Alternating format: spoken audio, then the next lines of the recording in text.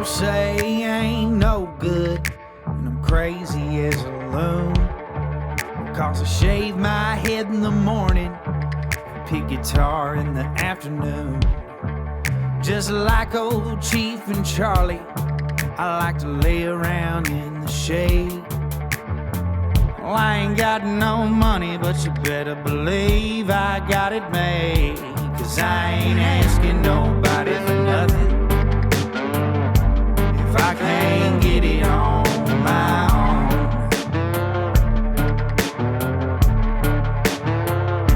If you don't like the way I'm living, just leave this bald-headed country boy alone. Man, we was playing down there, but then they got on edibles and they left us. Okay. I'll shut up now. All right. So you get me a beer? Yeah. Okay. If y'all need a beer or anything while we're doing it, just let somebody know. All right. One. I'm actually open. Thank you. What's up, folks? Thank y'all for tuning into the Josh Terry podcast. We're in Nashville. I'm very excited about this show today. I don't get excited a lot, but one of the guys that I absolutely adore in country music, he's my next tattoo that I'm getting actually, is Johnny Paycheck, and I've got his son, John Paycheck, with me today. You're probably going to have to pull that mic. I'll get up on here. Yeah, there you go. Thank you for coming, man, and hanging out. This is really cool for me and the boys. Yeah, man, I'm just glad to be here. Man. Hanging out in Nashville, heck yeah. What did you come to town for in the first place? Well, my buddy, Peanut, he's the driver for Gene Watson. He was like, hey, man, we're going to be in Nashville, going to be on the Opry. Why don't you come out and hang out? I was like, sure, man, I'll come out. I'd love to. And it'd been a while since I'd been backstage and everything with the Opry. And I was like, man, kind of like to see, how they've changed it. Been a while when I say that because it was the flood where they ended up gutting everything out of the back and everything. Yeah. And putting in all new dressing rooms and stuff. So it was kind of cool to see. It's like they got like a museum now, man. It's really cool back there. And I was just going back, kind of reliving memories. And hey, that's the dressing room, last dressing room I was in with Dad and everything. And yeah, man, it was cool. And I love Gene Watson. Oh, dude. Man. What is it? Change Her Mind? Yep. Man, yes, that's a good song. Shit. Dude, first time I heard that, there's a guy that's playing the show today at Live Oak for us. His name's Blaine Bunning. I had never heard it until we were at an Airbnb one night. It's about 3 or 4 o'clock in the morning, and we probably are up to no good. No. And everybody's just sitting around playing like their favorite all-time songs. Yeah. And he plays Change Her Mind, and I was just like, how the hell? It's like I got a new all-time. How have I song. never heard? And then I had to look every rest of his stuff up, like Farewell Party and all that stuff. Man, shit, let's go. Yes, sir.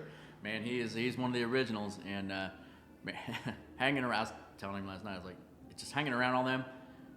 It reminds me of Dad too, the way Gene is, just his mannerisms and how they do things at that age and where they're at in life. And man, it's so similar. Start choking me up a little bit. I'm just like, man, you're making me emotional just thinking about it. Nah, well, it just is what it is. But and then Gene, man, God, that voice. I don't know how it is. He's almost 80 years old. I thought he was older than that. Nah, he's almost 80. How old would your dad have been? He's born in 38, so now you're gonna make me do math in public. I don't want to do that. That's fucking a lot. Yeah, so what? He'd be creeping up, late. 85. Yeah, they're okay. Yeah. So they're. Yeah, look at you. You graduated. Look at there that. you go. But yeah, man. So it was just a good night, man, hanging out, and then we went over to Music City and Bar and Grill there, and just hanging out, listening to music and drinking. That's about it. I love that place. Yeah. We were there Monday night. I know that I'm not knocking the rest of the bars in Nashville, but it's like good to go to a country bar and hear country music. Yep. Like you would figure that it'd be that way everywhere you went. Mm-hmm. It's not like that shit. And over there, it just seems like they got that nostalgic. But when you walk in, it's the only place that actually has. It's got Whitley on the wall, George. Rodney's got all his favorites up on the wall. Man. Vern Gosman. Vern. Yeah. God, I forget. Well, the owner, Rodney, the owner, he knew Vern, really well, and just adored that man.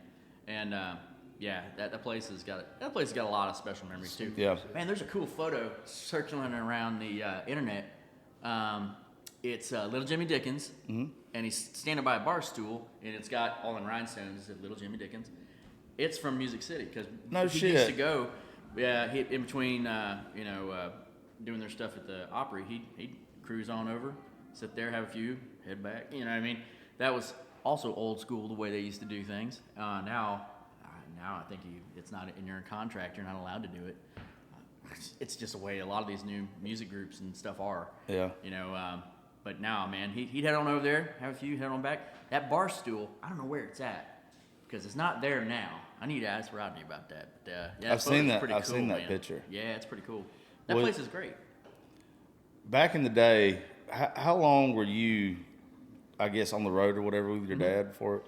So, first off, it was my summer job every year. Because you've been in the military for a long time. Like you're retiring from the military, I'm right? 19 years, coming up on 20. So Okay. yeah, I went in late to the military. Thank you very much for your service, brother. By the way, appreciate it. It's the job. Went in after 9/11 because that pretty much solidified it for me. I was like, nah, we're gonna go do something here. Became a firefighter before that. Anyway, that's going back to Dad. Every summer I was always on the road with Dad, working with him, and then. it's like a teenager. Yeah, as a teenager. Oh, I bet it was wild. It was. Oh, shit. Had good times. Dad, it was wild to the extent of as much as I would be wild because Dad was already out. That was after prison. Okay. So yeah, Dad was on the straight and narrow. Everything else. That's what I was trying to figure out. If like his wild days coordinated with yours, but he would have been over that by then. No, I remember stuff from when elementary school and junior high, and all that kind of jazz. Where it was the house was in turmoil quite a bit. See, it's a different perspective from the family's point of view. Oh, Georgette said the same thing. Yeah. When it's your family, it looks cool as hell to everybody else. And I've never thought of that before till she said it to me. Yeah. And I was like, shit, I do idolize George for all the crazy shit he did, and Johnny for all the crazy shit he did. Yep. But the kids, man. Yeah, man. Like growing up in it's got to be so fucking much different. It's living with a drug addict and alcoholic. Yeah. That's what it is. And of course we look at that and now we're like, oh, shit, that's not a good thing. No. It's like, well, no, but I've had these discussions many times with, I mentioned Jay Andrews, steel player, worked with my dad, and we're real good friends. I've had these discussions with him quite a bit where it's about, man, I wish Dad would have done this, and I wish he would have done that. I wish he wouldn't have done this. His life would have been so much better. He'd have made, more money and so on and so forth, and he'd have been taken care of. And the reality is, and Jay put it pretty poetically, he's like, would we have loved Johnny Paycheck if he wasn't who Johnny Paycheck was? And I'm like, well, I get it. I guess I get it. So it is what it is. That's where we're at. And everybody loves Johnny Paycheck for a lot of the wild stuff he did, man. It just is what it is. Well, where we're from, I'm the only one from that area. There's a thing that's like a staple, the classic country jukebox. I used to work for this radio station, but on Saturday nights at 9 o'clock, you're close enough to listen to it. At 9 o'clock every Saturday night for the past 20-something years, they play old violin. Oh, man. It's like, it's a staple, but I think he or anybody else wouldn't have been able to write anything like that if they wouldn't have lived that lifestyle. Yeah. I think that had to come hand in hand. No, most certainly. I mean, when he wrote that song, when he finished it, little story on that one. When he finished it, he came in and woke my mom up. I woke up. But he woke Mom up, and he was like, you got to hear this. And he played it for her. And she's crying. And he woke her up early, and Mom was not an early riser. Yeah. And she was just like, all she could say then it was like, what do you want to eat? I'll go cook it right now. What do you want? what it's just, I mean, it was just and it still is such a killer song, and nobody else, I don't care who it is, and I've heard a lot of people try to sing it. Nobody can sing that song like him. It was his song. People have asked me to sing it. I've sang it once or twice, but it's hard for me because that is my dad. Yeah. And that was the funeral song for Dad and everything else. So I mean, there's a lot of emotion to that one. But man, it's just a killer song about just being a musician that's gone through everything like that, and then how do you hang it up when you know it's kind of over and you're kind of over, right? So yeah, man, it's killer. Man, that is an all-time, like that is top 10 all-time songs ever. Yeah. Yeah, and to know that that's your family, that's your dad. Yep. That's got to be insane. Oh, like, it is. It's 100%. Well, I say that. It is and it isn't because, here's a good thing people do to me a lot. Is like, what's it like being Johnny Paycheck's son? And I'm like, what the fuck do you mean? What do you mean, what's it like? I don't know. I am. How am I supposed to answer that? It's like, he was my dad. I don't know anything different. Yeah. I don't know what's it like being you. Yeah. It's like, well, I don't know. It sucks sometimes. It's good others. What do you mean? What do you mean? What is it like? So, and I know what they mean and what they want to hear. Sometimes I toy with people, just me. But it was a different ride. And the more I look back at it now too, as I become older, it's like, man, yeah, there was a lot of shit that was really different compared to a lot of other people, especially my age. We were talking about grew up on tour buses. We were talking about the shit that we have normalized because of our home lives, to where when you go around, I grew up in a rough house. Like I grew up poor house or whatever. Like when I would go to my friend's house, like their mom and dad wasn't fussing or fighting, or their dad didn't have a beer in their hand at 12 o'clock in the afternoon on a Monday, you'd be like, oh, the fuck's going on here? Like, these people would get along? It's like, something wrong? What's going on? Yeah, like it just blew my mind that that's what we normalize. But, I mean, you get used to whatever it is, so it's just not that impressive anymore, or it's not, it's like, this is my life. It just is what it is, yeah. Yeah. No, yeah. I love it when people are like, oh, and there are some of the kids who were more fortunate than our family, and some of us that weren't as fortunate. So, like people will ask questions like, man, I bet, there's two extremes that they always do with me. It's like, bet you're so wealthy, or, man, I know your dad died with no money, and I'm like, well, that's not true, and this isn't true either. Yeah. I'm like, it's not how it was, and it was a roller coaster ride. Because, yes, we all know who Johnny Paycheck was to a degree. A lot of people don't know who he was off a stage. But, yeah, it was feast or famine. It was always feast or famine with him because he would just make these interesting decisions and roll with it. And it would be like, hey, I'm going to sell all the rights to this and get that money for now to be able to do this. He had a plan, and plans weren't wrong. They just sometimes worked and sometimes it didn't. So yeah, we would. It was most rough when he was in prison. Yeah. That was not an awesome time, but not a terrible time either. Hell, that's when I learned to do a lot of my hunting and fishing. Yeah. That's when I did a lot of that because we didn't have no money to do nothing else. So there was that, I mean, and then there were times where we were just high on the hog. Yeah. Had, whatever you could want, as a kid, and then lose it. That because we'd moved. Remember, I was mentioning that we moved around quite a bit. We left stuff behind, or stuff got stolen or whatever. But it was a weird childhood, really, when I look back at it. And I look at how I raised I got 3 girls, and how I raised them. I'm like, man, I've really tried to smooth it out for you guys. Dude, I You're all lucky compared to me. I tell my kid every day. I tell Gracie every single name of my studio and everything is Raising Grace Studios. Okay. And it says Raising Grace, but it's also somewhere between Raising Hell and Amazing Grace. Yeah, okay. So like, I tell her every day, it's like, you little shit, you don't realize how lucky you've got it, or how hard you've worked to get where you're at. Yeah, like you're a spoiled little shit. Yep. Like you better. I remember one time, like, she didn't like bologna. We were talking about bologna a while ago because we want to go to Roberts and get one of those damn sandwiches later. Yes, sir. So good. But I made her eat a bologna sandwich one time. And it's like, she's like, I'm not eating that. That's poor meat. And my dog, oh yeah. I was like, bitch, I don't know who you think you are. You will eat bologna. He's like, there is a mistake. Yeah, right now. it ain't me. The The thing is, she's got the same personality as I do. So every time her little smart ass says something, it's like, I get it, but I want to punch you in the face still. I understand. But the second she bit into the bologna dough, she's like, okay, this shit's good. Like, this is good. But yeah, I can only imagine having to be on the move all the time.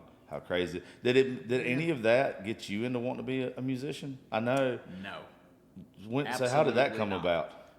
Did it deter you from wanting to be a musician then? It did, to a degree. What really deterred me was mom and dad. Yeah. Because I'd first treaded the waters a little bit with music, and I was like, man, I think I want to do that. And Dad was like, absolutely not. He's like, this business is so terrible. He's like, do it for fun. He's like, if you really want to, sure, come along. But yeah, and then Mama was like, absolutely not. You're not going to do this. Yeah. And I'm a kid, so I'm like, okay, well, I guess I'm not going to do that. I was like, what about sound engineer? And they were like, sound engineers, blah, blah, blah, blah. I was like, all right, well, I guess I'm not doing that. What the hell, man? So I ended up kind of breaking even with him. I was like, I'm still going to school for music. I'm going to go to school for music. And what happened with that was I just got burnt out because I practicing all the time and never having as much fun as I know it could be because I was getting ready for like auditioning for colleges and all that. And I got into a couple colleges in Ohio and everything and was like, man, I think maybe this is what I want to do. And then I just, like I said, burned out. And then I went to school for computers. Went to school for computer engineering and did that, dropped out to be able to go work with Dad on the road. Mm-hmm. And because Dad was getting up in years, he was having a hard time carrying oxygen tanks and all that kind of stuff. And I was like, I need to take care of Dad, so I went out there and did that. And then, one thing led to another, and I'd play here or there just for fun and kept up with it. And just ended up that like it was COVID. No, it wasn't COVID. It was just before COVID. We had decided. So I think I want to do this in my retirement. Yeah. I think I'm going to get out of the Army. It's like, I'm going to go back to doing this. Because Mom is the one that stopped me. Yeah. Because she just didn't want to see me go through everything Dad went through. Yeah. Mom has a whole lot of hate for Nashville. I bet. So, shit. Yeah.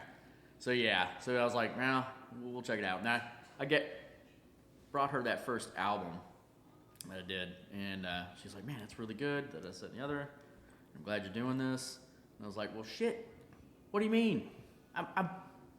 Now you're glad I'm doing this? What the heck, man? I was like, I could have been doing this the whole time. And she's like, well, yeah, and I was like, all right, whatever, yeah, thanks. But, yeah, no, it just So you've only been pushing the music thing now for, 3 years? Yeah, we played a few gigs just as COVID was hitting. We were starting to get ramped up to do it. And then COVID, of course, screwed everything up. And, this is... I guess now that you're retiring, though, you're going to really go balls to the wall with it? Yes. So I have... I've got 2 jobs, really. Yeah. I'm in the reserve side now for the military, and then I work for a government DoD agency in D.C. full-time, which I'm done with that October 6th. And then, Are aliens real? Say again? I said, are aliens real then? Maybe. I don't know. Man, come on. If you're in D.C. and you're working around military shit, you know if aliens are real. I don't know, man. I've heard a lot of stories. I don't know. Okay, back to your stuff. I like aliens. So there was a whole Congress stood up a whole budget funding to figure out what some of the objects are. I think it's because they can't hide it no more. I personally think it's because somebody else is messing with us and trying to make us divert dollars towards that, just like we did with during the Cold War with missiles. That's what I believe. I don't know. It's my opinion. That takes away. I think you just gave us inside information. No, not at all. that takes away a lot of the fun of it, though. So I don't know. But there's some weird stuff, man. I want there to be little green men so fucking. Yeah, there's a lot of weird stuff. You see it out on the internet, man. I don't know. There's a lot of weird stuff. I just want it because I want to make all the people from all these uppity ass people that have always been like, we're the only life. Like, there's nothing out there more than us or whatever. I just want to be like, gotcha, bitch. That just can't like, be. That's, yeah. That can't be because there's freaking universe is how huge, man. Dude, the thing that Netflix has put out, where they sent what is it? It's a satellite, but it's got something on it. This telescope. A Voyager? It's Voyager 2 that's out there. I can't remember what it is, but it's the first one that does infrared readings of space or whatever, and it is insane. It is. And then when they explain to you, they're like, it's 250 million light years away or some shit, and I'm seeing a picture of it. Like, it's literally, that's the past. That's history. And you just can't even can't fathom it, really. it. Yeah. It's fucking insane. No, my brain's too small for that. But it could be. Who knows, right? There's got to be something else out there. Yeah. If we're the only thing, and they're listening to whole Johnny place, Paycheck that's insane. somewhere else. They're seeing videos of your dad, and they're like, Because of all our broadcasts going out, probably. Yeah, we're going to Earth. We're partying with those guys. It might be. But wouldn't that be amazing? Yeah. Aliens It would come make here sense. Come here with cowboy hats on. They're like, we want to see your culture. Yeah. Like, well, You can see plenty of aliens in downtown Nashville right now. you can see a lot of them down there right now. They're probably there. They're there already. Seen a lot of aliens in cowboy hats. Oh, yeah, that's what I'm saying. Oh, shit. There's a lot of them to look. Everybody. This show's not about that. Yeah, we've gone. I don't know where we're at now. Oh, we always get weird. No, It always goes there. So like, one of the things that I wanted to ask you about is when I did a show with Keith Whitley's son, Okay. Jesse. Yeah. No, Jesse. He was telling me about like they had home videos and other stuff or whatever and stuff that nobody's ever heard or anything like that. It's just for the family. Yep. Like they'll never release anything like that. It's just this special things. Do y'all have that kind of stuff with? I have boxes of stuff. Really? Yeah. Now, not. There's not a lot of like vaulted music or anything like that, but like family stuff. Yeah. Yeah, I've got books full of pictures and stuff. Some of it I've debated. Here in the next year, I've debated putting out a book about Dad. Yeah. Just his life story. Problem is, I don't know how many people are going to really be happy with it because it takes away some of the folklore. Yeah. I think I don't know. though after the Tales from the Tour Bus thing, I think you probably do need to counteract. Set it a little straight. Yeah, to set the record straight Yeah. a little bit. Yeah, make the arrow a little straighter. Well, it kind of blew me away when like Georgette was telling me this how wrong they did George. Oh yeah. And you said the same thing. Oh, yeah. That's crazy. Yeah. Adam's boys just made up stuff, and then when people here in Nashville that they had talked to were like, "No, we can give you legit stories on Johnny. You know, we worked with him, this, that, and the other." And they weren't interested. They wanted to sensationalize it and make it whatever they made it into. So. Well, I think that's how a lot of people, as sad as it is, especially a younger generation, I think that's what they know of your dad now. Oh yeah, 100%. Yeah. They know the character, and it's hard to combat that because, I mean, people dig that. Yeah, they do. If Dad was more like, Gene Autry, I don't know how. I don't know a interested Gene people Autry story, would be but I can tell you 10 Johnny Paycheck ones. Yeah, there you go. No. And yeah, it's just is what it is. But it would be nice to put a story out there to show where he came up from and what his life was like. Granted, there is a lot to it that it just was Dad. I mean, running away from home so often, how he was kicked out of the friggin' Navy, and all that stuff. He got kicked out of the Navy? Oh yeah, he was not in the Navy very long. He did not do well, obviously, with authority. That's what I was just going to ask you. It doesn't seem like he's the guy to take orders. Yeah, not as well. And he struck an officer. I am an officer in the Army, so it's like, really, Dad? But yeah, he struck an officer who was, telling him what he needed to do, and he wasn't digging it. And when he hit him, the way I remember the story was he hit him and he fell over the deck of the ship. Mm-hmm. So he thought, oh crap, I've done killed this guy. There's netting all the way around him when they're in port. Oh yeah. So he was fine. But angry as piss and vinegar, I'm sure. And they ended up throwing him in the brig, and he escaped like 2 or 3 times. And the Navy was finally at the end of it. He's so cool to me. The Navy at the end of it was finally just like, you know what? Just don't come back. Here's your discharge. So he's got a dishonorable discharge. I got his discharge papers somewhere, but yeah, I mean, he was dishonorably discharged because of that. So I mean, it's not like it was like, especially like, well, I won't get into that, but it's not like it was that bad. Yeah. You know what I mean? Really, when you really look at it, it's like, man, he just he knocked that guy on his ass, and then he just didn't want to stay put. So yeah. But you earn yourself a dishonorable for that. And that's just so you won't get hit your retirement or anything like Damn. that. So How long was he in? he was only in for I want to say it was like a year or two, maybe a year, not very long, right? Yeah. So yeah, and he was up on the lakes, up on the Great Lakes, up there. Who was like for you coming up? Who was like the people that you were just in awe that you were around because of your dad? Was there any of So those? I wasn't in awe of any of the greats. Yeah. Which is crazy because they were all just people to me, right? And they were, I was. Good example. When I was in junior high, I think it was junior high. We went to it was up by Kings Island in Ohio, and the Highwaymen were playing. And Dad was on the road. Mom was like, "I'm gonna go see, Willie and them and hang out." And Dad was like, "All right, cool. I'll call over." That was always how it was back then. And me and my buddy Scott, who was actually my co-writer, Scott Gabby, he's like, "Man, they're going to Kings Island." That's what entered our heads. We were like, rides at a theme park, not Johnny Cash, Chris Christopherson, Willie. It's like that didn't in Wayland. That didn't enter our minds. Like, oh, that's what's really cool. No, I was like, man, we're gonna go ride rides. So we went and I'm doing the thing like a kid would do. It's like my mom's, hey, say hi to Mr. Jennings. I'm like, hey, Mr. Jennings, and that's how it was. It was your neighbor's friends. Yeah. And then I was like, bugging her. She's wanting to stay and talk and bullshit with them. And me and my buddy Scott are like, can we go? Man, I don't want to stay around all these old people. And off we went. Now I look back and I'm like, stupid. Why didn't I sit there and absorb that and learn and everything else? It was just the way it was.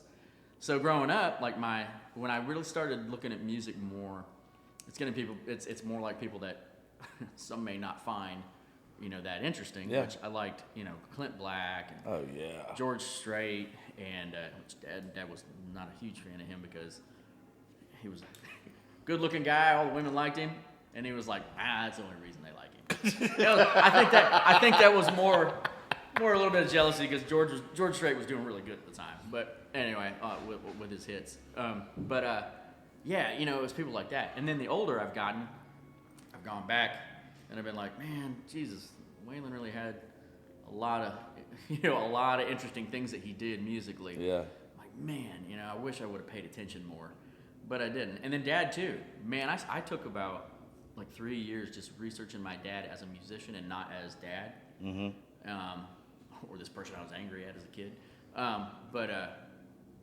Man, it's just... It's insane what he's... It's hard to understand how he did some of the things he did with his voice. And then just the magic he could create in a room when he would sing anything. It didn't matter what it was. It just did not matter. He could sing Mary Had a Little Lamb and you would just be in awe of him. Mm-hmm. Other musicians, back in the 60s, when he came to town, and he was a session guy, right? So he would go and he would do backup vocals. He'd play whatever instrument he could, muster up at the time, and mainly like he'd play bass guitar and stuff like that. He wasn't a great guitar player, but he could sing like nobody's business, and he could match harmonies. He could mimic. Like a mockingbird, man, he could mimic how another artist sound, and then do their harmony. So everybody, when he was in town, everybody would get angry because they're like, man, will Paycheck just leave and go on the road for a little while so we can get some work, in the studios, right? Because a lot of session gigs were part time for that, and then playing on the road was the other thing. Didn't he go out with George for a while? Oh yeah. Didn't he play something for George's band? He was a Cherokee cowboy for Ray Price. He was a Jones boy for George. He him and George were really pretty long-time friends. I've been around George Jones a lot when I was a kid, and another slow-talking grandpa. But I know all these slow-talking Southern people. Anyway, George was doing pretty good at the time. He was doing real good at the time, actually. And Dad ended up being his bass player. And the only problem with that whole situation was, one, they were kind of alike on certain things, and Dad was a ham when it came. Man, there's a really good video out there on the internet where George and Dad are singing, and he's his lead man on the bass, and he'll lean in to that camera, and he's smiling real big, and I'm like, oh my God, this ham, man. But you could just tell he was oozing stage presence. Yeah. He wasn't a straight man like the rest of everybody in the band, which nothing wrong with that.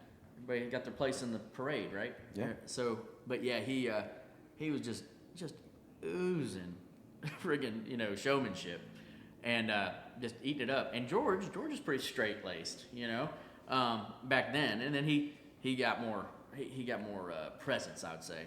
But yeah, no, good story about where which this one gets told quite a bit, but where they were coming back from a gig, and Dad and George were fussing and fighting about something in this. They were driving like a station wagon. I bet they argued like hell when they did. Yeah. I know there was a couple times at least, but they Dad's, he's like finally had enough of his shit. I think it was after a night where George had left him out on stage and wouldn't come out. He's over on the side just messing with him, and these people are about there to eat him up, and Dad's just like keeping it going. He's like, "Fucker, get out here," and he's toying with him, right? But who knows how that started? Anyway, so they're in that station wagon heading down the road. Middle of the night, he pulls over. He's like, "Fine, let's do it." They're ready to fight. Dad was not a bad fighter. He jumps out, and George slams the door, pulls off, leaves him in the middle of friggin' nowhere. And he eventually caught up with him. But yeah, that's the kind of BS that used to go on. It was. And camaraderie was built on that, man. Oh, we fuck with each other. bands. Our group, we are rough on one another. You would think we hated each other. I think it builds you. I mean, that's how I think we all express that we love each other. It's is true, giving man. each other shit. It's just like in the service or anywhere else, man. Yeah. But yeah, no, George and him were really good friends. And yeah. Was there anybody that when you saw your dad around, you were like, fuck, like this is gonna be a rough couple days? Well, the only person I can really think of that it wasn't. Dad was always the kind of person that was. Everybody got along with him, for the most part, and he was likable. He was a likable guy, right? So, oh man, I don't know. I mean, when he was before I was out on the road and all that kind of stuff, when he was just a kid. I mean, yeah, there would be people that would key him up, and he'd be coked up or whatever, and that was not the time to do that because he'd be ready to throw down. But I honestly, I just didn't know, like, I can't really think of somebody other. I just can't. Other than now, I don't know if I say it, but I will. You can. David Allen Coe. Yeah, I got your dad and Coe and George on right now. Every once in a while, like they got along, and but I think there was just too much on both of their parts, too much ego in the room. And yeah, that would key him up a little bit every once in a while. Especially, and this is a thing. It's like this is a business thing too. Yeah. Showing up to a show unannounced.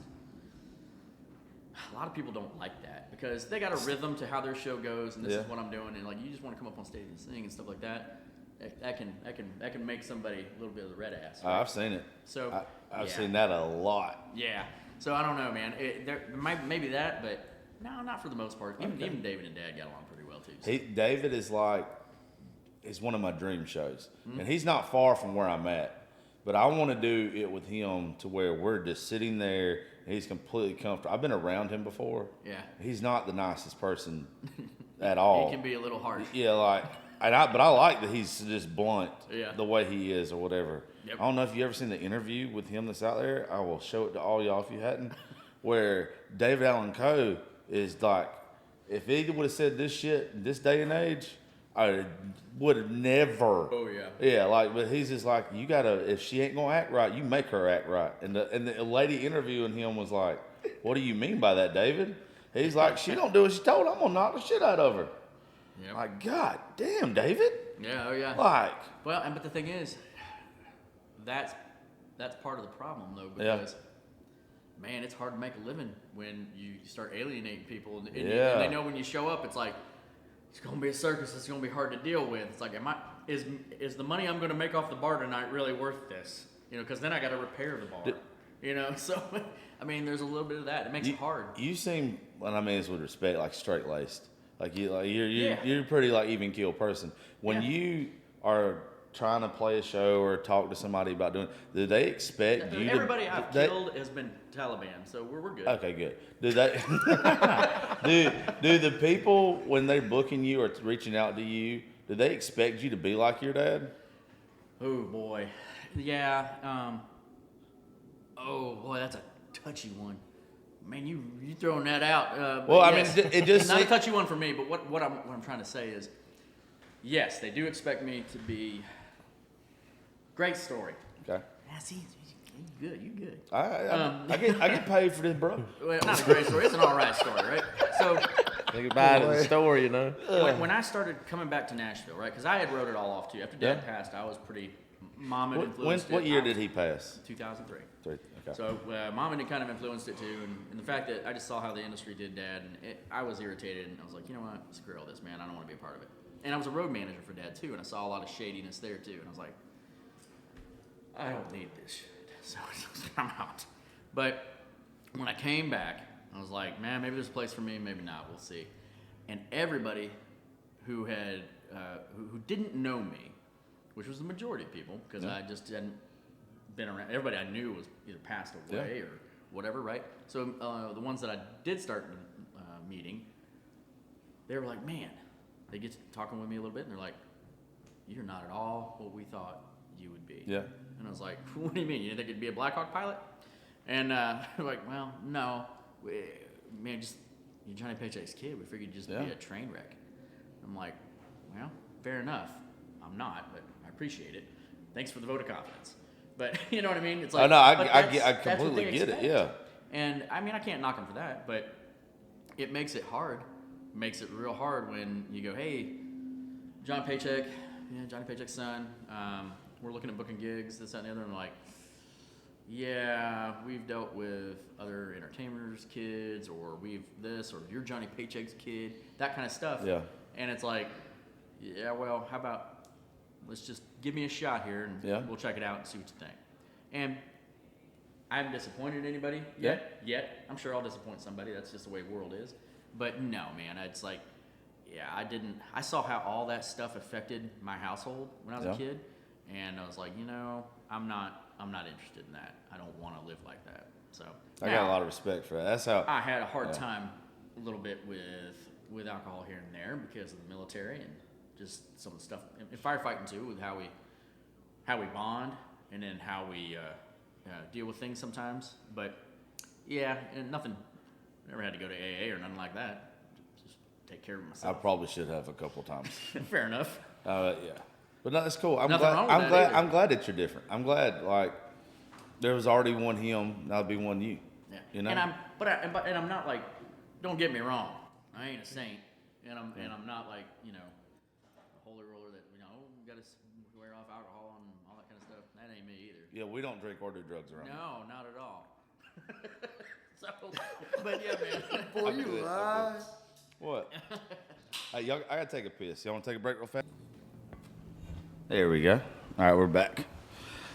So, what do you got coming up then? Like, where are you doing some shows at, and where can people find you right now? Well, right now it's at this very moment it's all in the ethers. It's in the internet. Yeah. Right. So, we've got first album out, getting ready to release the next one here in the fall. So we'll have songs coming out every month for about a year, I guess, or however we're gonna do it. And then the CDs are for sale and all that kind of stuff too, for those who buy CDs. By the way, because of the name, it seems like I got a more senior crowd that likes a lot of what I do too. And it might go with the sound too, maybe, I don't know. But so people buy CDs, which kind of baffled me at first. I was just like, people are still buying CDs, okay, well, fair enough, we'll make some up. So, and they're good for like today, like, hey man, here's a CD coming in. I didn't know there'd be so many of you. Fuck, I could have brought more. I'm outnumbered. But touring is going to happen in 2024. Okay. Like I said, we kind of lost our rhythm with COVID, and then got a day job and everything else, but day job, getting rid of it and going just straight to trying to see what we can do, see if people are interested in what they like, and I think they will be. We got a pretty good show put together, and yeah. I think a lot of people, like the authentic country music fans will be interested in it. Mm-hmm. They'll want to know. Yeah. I mean, because of the name to start off with, but hopefully that's what draws people in, and they get to know you and like your stuff. Yeah, it's a mixture of, I would say it's a mixture of like the Ned Ledoux crowd, and then a mixture of the Appalachian crowd and the honky tonks. It's like all that. There's something that appeals to each one. It seems like with what I do. Yeah. And people seem to like it. You know, it's kind of one of those things. If any musician that tells you, any singer artist that tells you, oh no, I know why my fans like me. It's like, you're a liar. No. There's no way, man. You have no idea why people like you. It's like they like you for you, but you don't really know.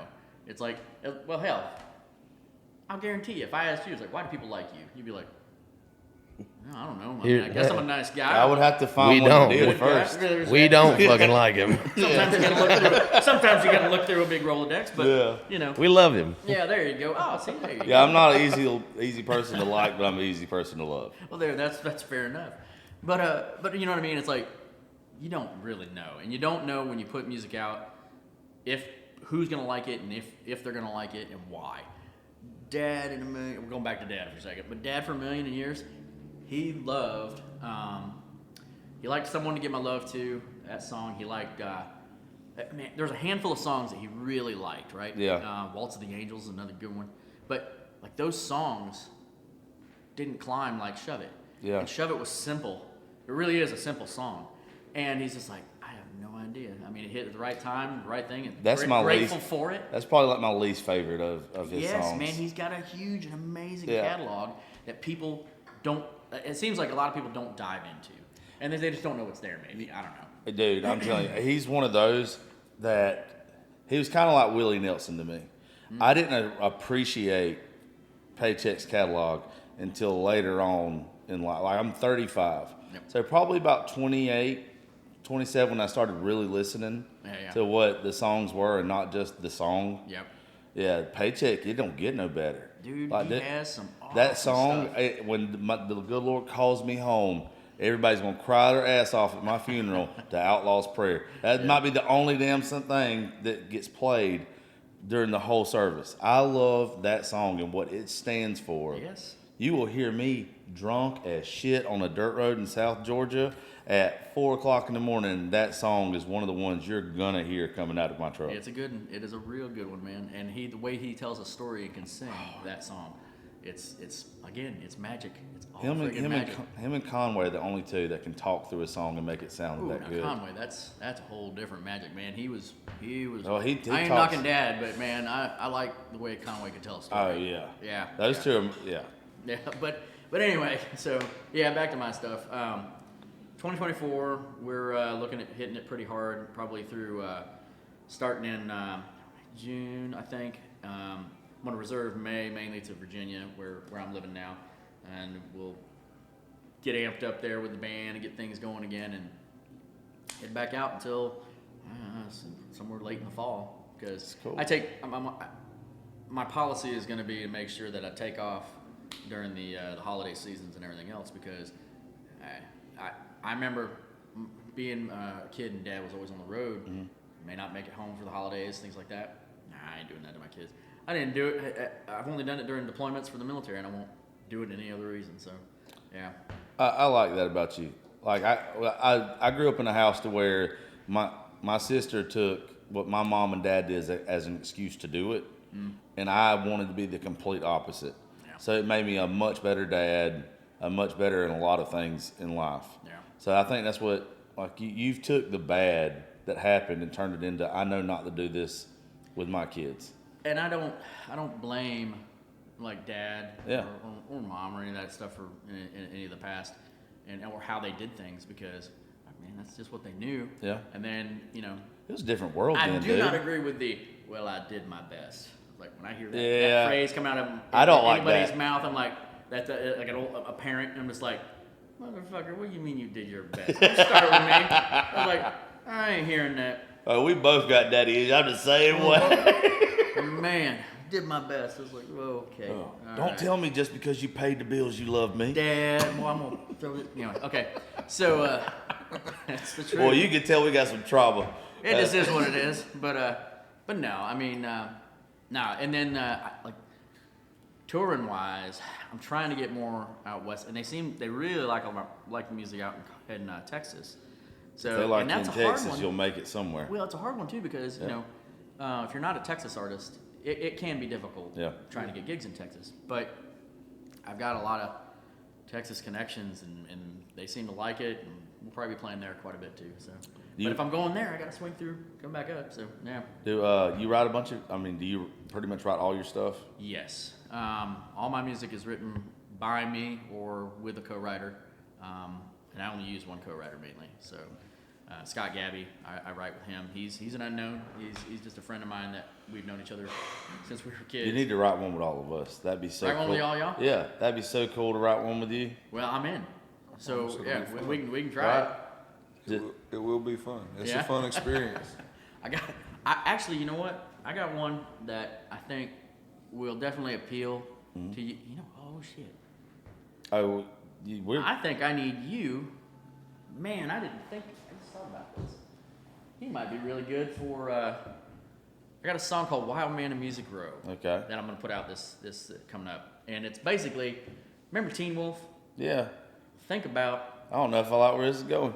Th- I was in it for a second, There's a and werewolf. I was like, "What the fuck did he just call me?"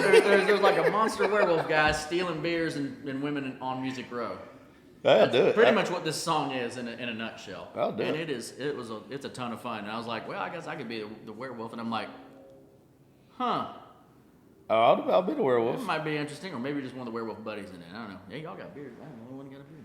No, Oh. you don't. Yep. Yeah, he don't count. Nah, fair enough. He can't grow one yet. But no.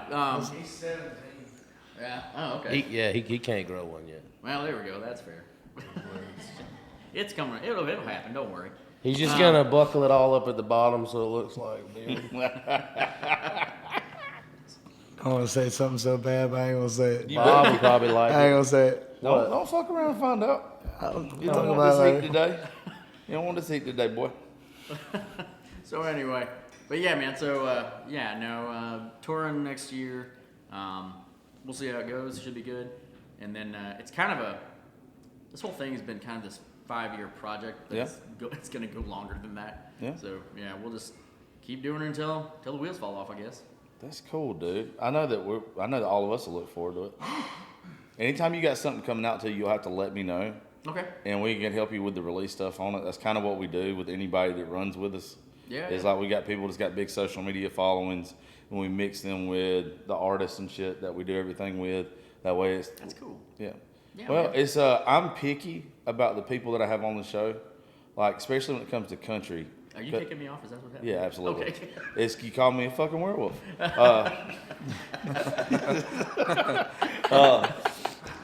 So I'm picky about who I have on because I don't like the bullshit side of country, right? Yeah, Or yeah. just music in general. Oh yeah. So I only put people on that I really think are country. Like they are the real deal. Like they're not pieces of shit. They're a good person, put out good music and everything. And so like I missed the bus on a lot of people because I just don't want to have them on because of who they are. Okay, Like I if got just because you got 1 million views on a song don't make it a good song. Mm-hmm. You know, I want the people, you go to our writers round tonight, or you go to Skinny's last night, or anything with Raised Rowdy, you're going to hear storytelling and songs that you're like, why the hell is this not out yet? Yeah. So that's the kind of shit that I put out because everybody else that does this, they really want to wait till somebody blows up or they don't care about their story. Yeah. Like we try to get there in the beginning, and everybody needs a little help in the beginning, you know? Oh yeah, 100%, man. And there's a ton of really good artists out there. No, dude. There's a ton of great independent artists that just, man, it's hard to, promotion is the hardest thing. Yeah. It's harder, I think it's harder than writing songs and it's harder than performing. It's almost impossible, especially if you don't have money backing you. There's not a matrix to it. Like No, you could put all the time and effort into a marketing campaign for somebody, they could write the best song that you've ever heard. Yep. And if you don't do it the right way, the right time, with the right hashtag or some bullshit, nobody sees it. And it's trash that it's like that. Yeah. It is just trash. Yeah. It's definitely different now too. Yeah. So yeah, the hashtag thing. I can just see Dad be like, hashtag. We joke I about like it. hash browns. What? No. We joke about this all the time that your dad is usually one of the ones I say when I say this, and George. Like, if social media would have been around back then, they'd have been career over with in a day. Could you imagine the videos that would surface from like the late nights with Oh all of them? man. It would be insane. There'd be a lot of guns waiting at the door. Like, I need to see your phone. You know? Yeah. Oh yeah, absolutely. Yeah. It would not fly at all. It was sad to me is this day and age in Nashville. I don't even know if they'd have liked your dad. I don't know. And that's well, shitty. that voice is so golden though. Man, I tell you, I don't know. I would hope and pray they would. Now, once it got a little pepper in him and he was irritated. Maybe then, yeah, it might have been over. But yeah, but boy, you know, and man, yeah, well. Anyway, well, dude, I appreciate you coming to hang out with us today and everything, and best of luck to you with the stuff you got going forward. Yeah, sure. And if you want to write a song, you want to hang out some more, you're more than welcome. Sounds good. So, man, I appreciate it. And boys, thank y'all for hanging out for a little bit. But you want to drop your social media stuff real fast before we get off here? Yeah, sure. That way they can go look you up and find you. Yeah, just John Paycheck, John, johnpaycheck.com. That's the website, and then you can find me on Instagram and on all the social media fronts, and of course Spotify. Just looking for John Paycheck. Sometimes when you search for me, you got to put it in the quotes because you'll just come up with all Dad's stuff. Yeah. But I'm starting to outpace him a little bit now, only because of the way the algorithms work. Yeah. So you can actually find me. But yeah, yep. That's pretty much it. Well, cool. Well, you boys got anything I want to say to him before we get off here? No? Okay, good. He's All on. right. Huh? Carter confused me. All right, well, man, I appreciate it. And thank each and every one of y'all for listening to the Josh Terry podcast. We will holler at you later.